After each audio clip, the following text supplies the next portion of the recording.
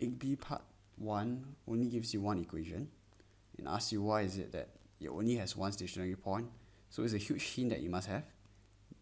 You must differentiate it and then make it 0.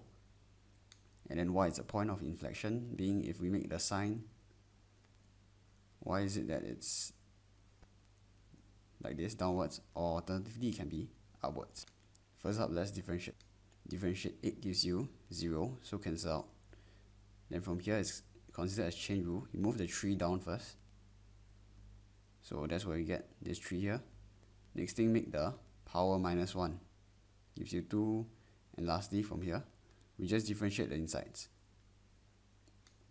2x. From here we just get 2. Here we get plus 0. So that's where we get 2 here.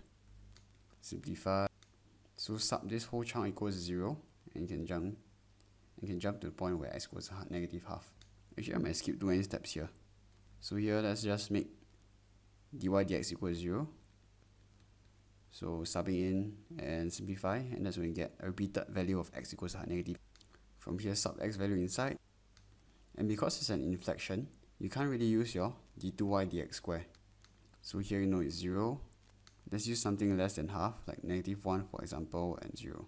You get negative 6 and negative 6. So that's all, and write a concluding statement. Only one stationary point at x equals negative half, and it's a point of inflection. And since you're here, let's finish 8b part 2 as well. It just asks you what's the x and y coordinates. Just sub this into the original equation. I don't expect anyone to get this wrong lah, unless you're out of time or incredibly careless. Here 2x gives you negative 1, so negative 1 plus 1 gives you 0. And y value is 8. Hence your point is negative half, comma 8.